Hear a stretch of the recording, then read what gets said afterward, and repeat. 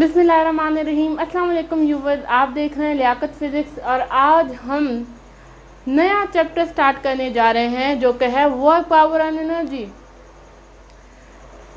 आपकी जो फिज़िक्स की बुक है उसके अंदर निहायत इम्पॉर्टेंट चैप्टर है ये वर्क, पावर एंड एनर्जी। आज की इस वीडियो में हम जनरल इंट्रोडक्शन कराएंगे कि वर्क, पावर और एनर्जी के चैप्टर में आप क्या क्या टॉपिक्स पढ़ेंगे और किन किन फील्ड्स के रिलेटेड ये टॉपिक होने जा रहे हैं। ये सारी बातें आज की वीडियो में करेंगे।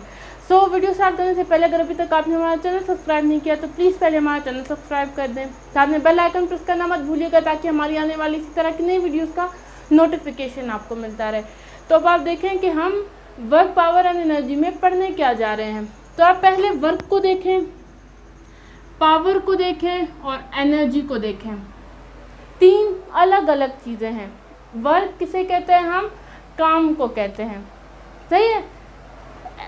पावर किसे कहते हैं और एनर्जी किसे कहते हैं? ये तीनों टर्म एक दूसरे के साथ क्या हैं? एफिलिएटेड हैं, जुड़ी हुई हैं। किस तरीके से जुड़ी हुई हैं मैं आपको बताती हूँ। देखें आप, वर्क क्या होता है? काम कोई भी काम जो हम करते हैं, आप स्टडी कर रहे हैं वो काम है।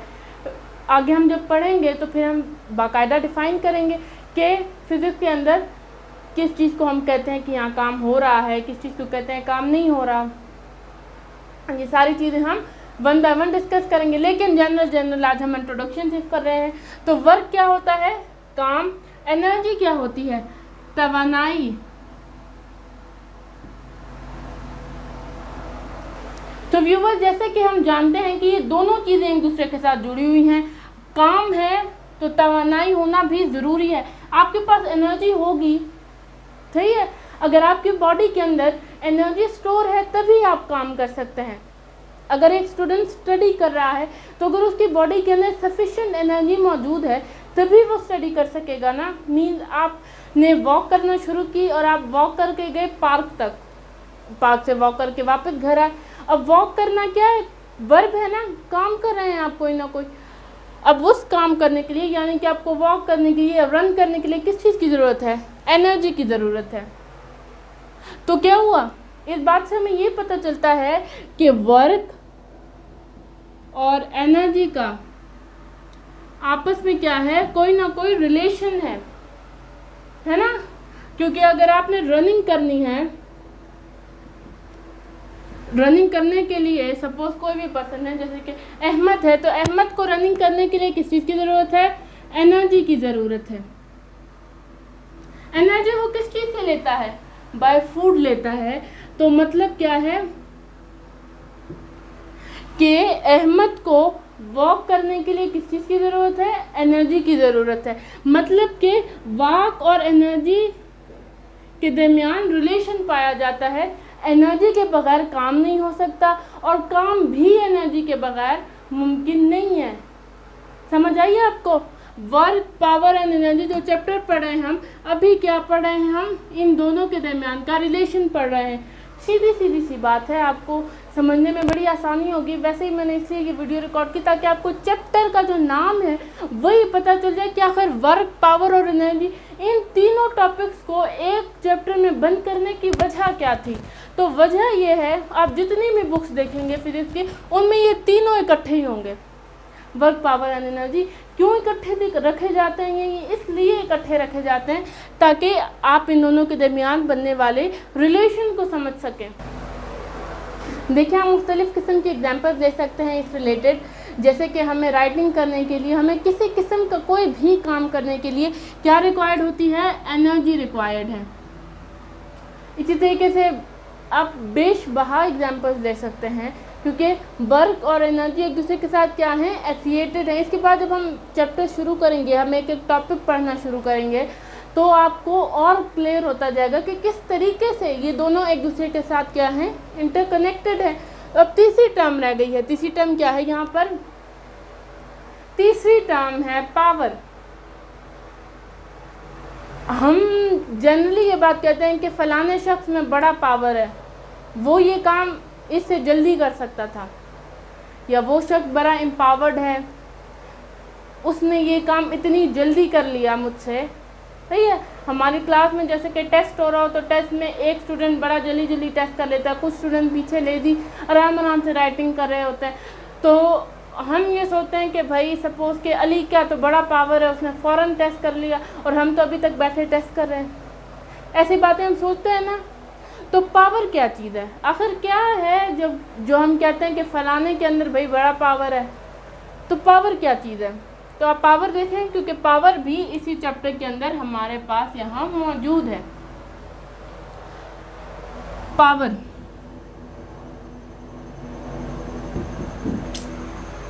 वर्क और एनर्जी तो आपको समझ आ गई ना। एनर्जी तमन्ना वर्क है, काम। वर्क डन करने के लिए हमें एनर्जी की ज़रूरत होती है, और एनर्जी भी तब हमारे पास जो एनर्जी है वो भी कभी कभार वर्क डन ही की सूरत में हमारे पास आती है।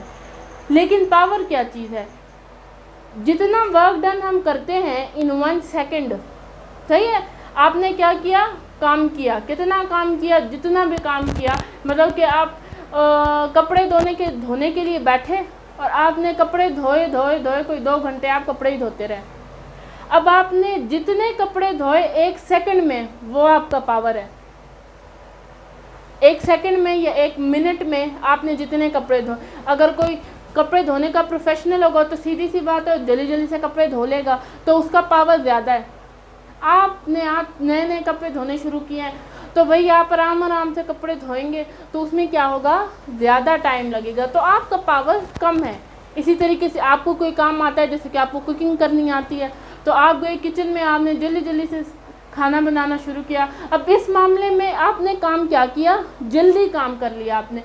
ऑन द अदर हैंड आपका भाई आया है किचन में, वो चाय बना रहा है और आप खाना बना रही हैं, उसके चाय बनाने तक आपने खाना भी बना लिया है। तो क्या हुआ, आपके भाई का पावर इस मामले में कम है, क्योंकि आपके भाई ने थोड़ा काम किया बहुत ज़्यादा टाइम पीरियड में। तो क्या हुआ यहाँ पर, पावर क्या चीज़ है कि हमने काम करना है किसमें, इन 1 सेकेंड, कि हम 1 सेकेंड में या 1 मिनट में कितना काम कर रहे हैं, इसकी मेजरमेंट के ज़रिए हम क्या निकालते हैं, पावर निकालते हैं। तो आई होप कि आपको समझ आ गई हो कि क्या चीज़ है। वर्क और एनर्जी एक दूसरे के साथ एफिलिएटेड है, सही है। वर्क काम है, एनर्जी काम करने की वजह एनर्जी होती है, एनर्जी ही की वजह से, एनर्जी ही इंसान को एबल करती है कि वो काम कर सके। एनर्जी की डेफिनेशन भी हम कुछ यूँ करते हैं, the ability to do work is called energy. और एनर्जी का जो यूनिट है वो भी बिल्कुल सेम है वर्क डन से, अंडरस्टूड। दोनों का इंटर रिलेशन है आपस में। लेकिन जब हम पावर की बात करें तो फिर पावर क्या चीज़ है, पावर हम 1 मिनट में कितना काम कर रहे हैं, ये 1 सेकेंड में हम जितना काम कर रहे हैं, इस सारी चीज़ को हम क्या कहते हैं, पावर कहते हैं।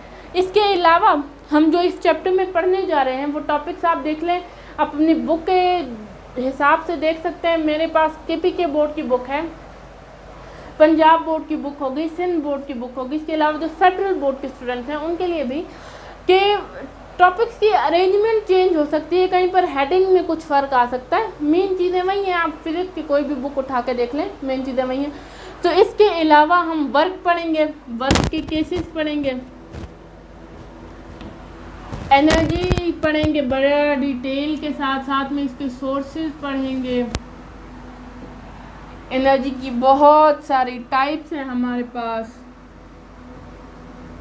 वो हम पढ़ेंगे। फिर काइनेटिक एनर्जी और पोटेंशियल एनर्जी पढ़ेंगे। Law of conservation of energy है हमारे पास, वो प्रूफ करेंगे। इसके अलावा एक लंबा चौड़े टॉपिक्स हैं। इसके अलावा हम यहाँ पर इसी चैप्टर के अंदर मेरा ख्याल है कि प्रूफ करेंगे सर एल्बर्ट आइंस्टाइन का जो इक्वेशन है E=mc², नहायत इंटरेस्टिंग इक्वेशन है mc²। ये इतना इम्पॉर्टेंट इक्वेशन है कि इसे हम फिज़िक्स की मैथमेटिकल फॉर्म भी कहते हैं। इसे फिज़िक्स की मैथमेटिकल फॉर्म क्यों कहते हैं, इस बारे में भी हम बात करेंगे बड़े डिटेल के साथ। तो आई होप कि बड़ा मज़ा आने वाला है हमें ये चैप्टर डिस्कस करने में। और अगर आपको किसी किस्म का इशू हो तो आप हमें थ्रू कमेंट्स भी बता सकते हैं, क्योंकि ये चैप्टर नहायत इंपॉर्टेंट चैप्टर और बड़ा इंटरेस्टिंग चैप्टर है। इसमें हम सोर्सेज के हवाले से बात करेंगे, एनर्जी कंजर्वेशन के बारे में बात करेंगे, क्योंकि हमने अक्सर सुना है कि energy never create never destroyed but it change its form from one form to another. सही है कि एनर्जी ना हम पैदा कर सकते हैं और ना ही ख़त्म कर सकते हैं, बस इसकी एक फॉर्म से दूसरी फॉर्म से इसको बदल सकते हैं। इसके अलावा एनर्जी के सोर्सेज के बारे में हम डिटेल से बात करेंगे, वर्क डन के बारे में बात करेंगे। सो आई होप कि ये चैप्टर जो है ये आपको समझ आना शुरू हो जाएगा। वो जो फिजिक्स के अंदर रेक्टिफिकेशन हमारे सिस्टम में पाई जाती है, वो जो लोग रट्टे लगाते हैं, वो आई होप कि अब ख़त्म होना शुरू हो जाएगा, क्योंकि फिजिक्स एक कॉन्सेप्चुअल सब्जेक्ट है। फिजिक्स में आपका कॉन्सेप्ट क्लियर होना चाहिए। Thank you so much for watching.